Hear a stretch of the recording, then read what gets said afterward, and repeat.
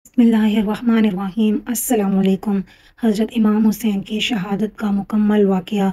जब ज़ोहर की नमाज का वक्त आया और हज़रत इमाम हुसैन के मुअज़्ज़िन ने अज़ान दी और सब नमाज के लिए जमा हो गए, तो हज़रत हुसैन ने अज़ान के बाद मुक़ाबिल फ़रीक को सुनाने के लिए खुतबा दिया और उसके बाद हुर बिन यज़ीद से कहा कि तुम अपने लश्कर के साथ अलहदा नमाज़ पढ़ोगे या हमारे साथ।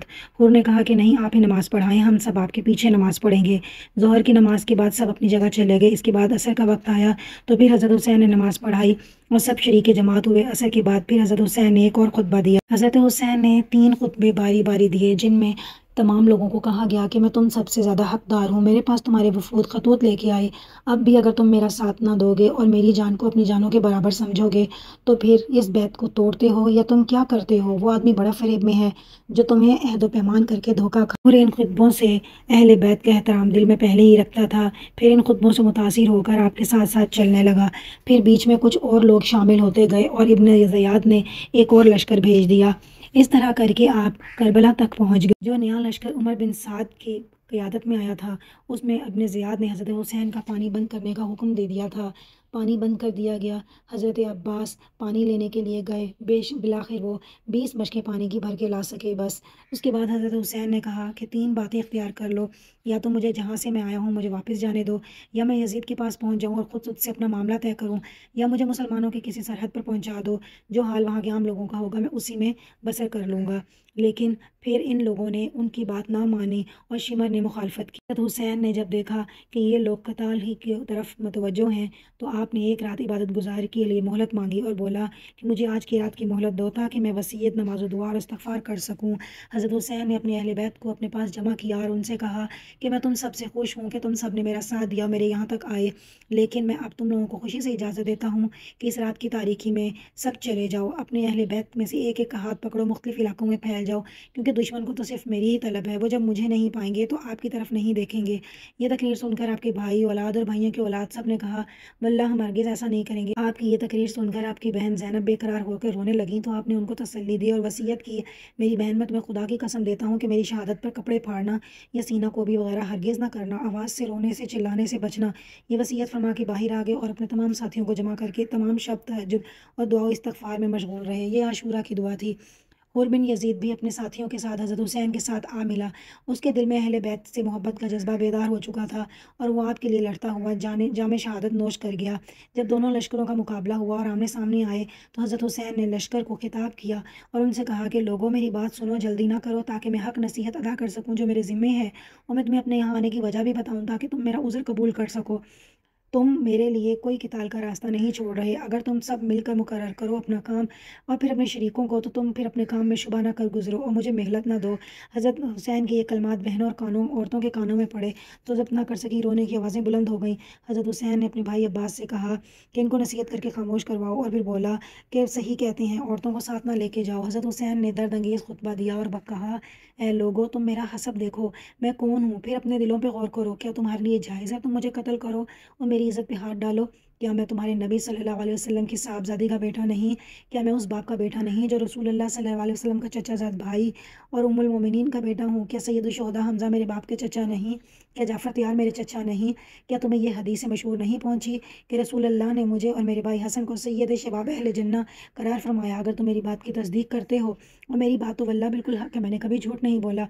अगर तुम्हें मेरी बात का यकीन नहीं तो तुम्हारे अंदर ऐसे लोग मौजूद हैं जिनसे इनकी बात की तस्दीक हो सकती है। क्या बताओ, मेरा खून तुम्हारे लिए जायज़ है? क्या मैंने किसी को कत्ल किया जिसके क़िसास के लिए तुम मुझे कत्ल कर रहे हो? या मैंने किसी का माल लूटा, या मैंने किसी को ज़ख्म लगाया? इसके बाद हज़रत हुसैन ने रऊसा कूफ़ा का नाम लेकर पुकारा, ए फ़लाँ बिन फ़लाँ, क्या तुम लोगों ने मुझे बुलाने के लिए ख़त नहीं लिखे? ये सब मुकर गए कि हमने नहीं लिखे। हज़रत हुसैन ने कहा, मेरे पास तुम्हारे ख़त मौजूद हैं। इसके बाद कहा, ए लोगो, अगर मेरा आना तुम्हें पसंद नहीं तो मुझे छोड़ दो, मैं किसी ऐसी ज़मीन में चला जाऊँगा जहाँ मुझे अमन मिले। लेकिन इन लोगों ने आपकी कोई बात ना सुनी। ज़हीर ने कहा, ज़ालिमों, होश में आ जाओ, फ़ातिमा का बेटा, सुमैया के बेटे इब्न ज़ियाद से ज़्यादा मोहब्बत व इकराम का मुस्तहिक है। अगर तुम मदद नहीं करते इनकी तो इनको और इनके चचाज़ाद भाई यज़ीद को छोड़ दो, आपस में निपट लें। बखुदा यज़ीद बिन मुआविया तुमसे इस पर नाराज़ ना होगा।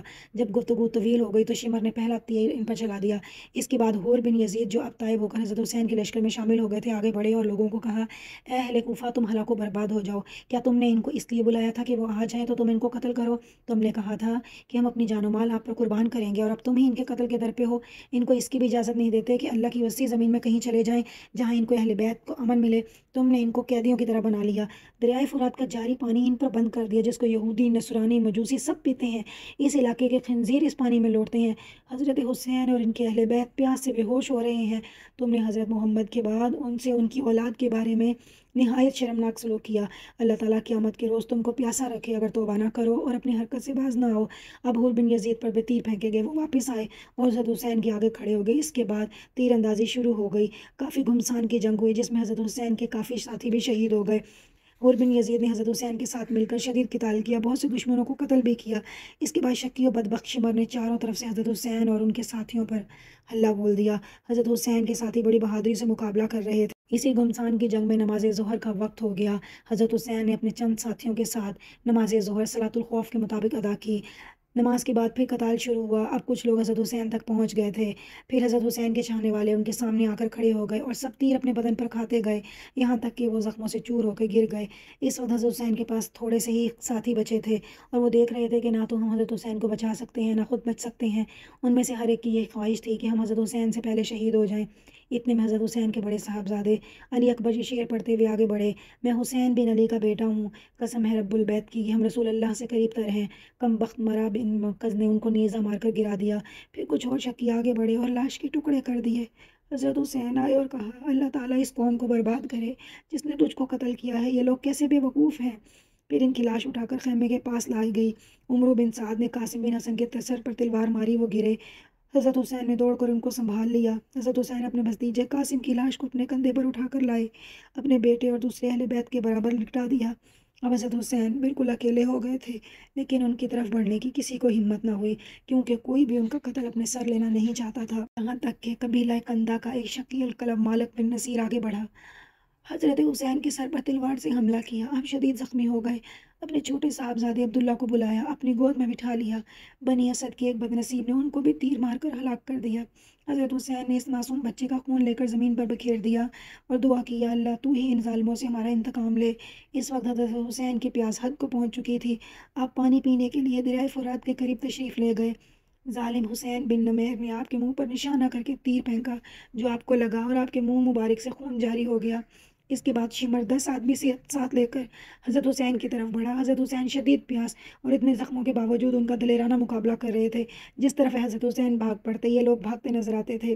شمر نے جب یہ دیکھا کہ حضرت حسین کے قتل کرنے سے ہر شخص بچنا چاہتا ہے تو آواز دی کہ سب ایک بار حملہ کرو۔ اس پر بہت سے بدنصیب آگے بڑھے، نیزوں اور تلواروں سے ایک دم حملہ کیا اور یہ ابن رسول ان ظالموں کا دلیرانہ مقابلہ کرتے ہوئے شہید ہو گئے۔ انا للہ و انا الیہ راجعون۔ شمر نے قولی بن یزید سے کہا: ان کا سر کاٹ لو۔ وہ آگے بڑھا لیکن اس کے ہاتھ کانپ رہے تھے۔ پھر شکی و بدبخت سنان بن انس نے یہ کام انجام دیا۔ آپ کی لاش کو دیکھا تو 33 زخم نیزوں کے اور 34 زخم تلواروں کے آپ کے بدن پر تھے، تیروں کے زخم ان کے علاوہ تھے۔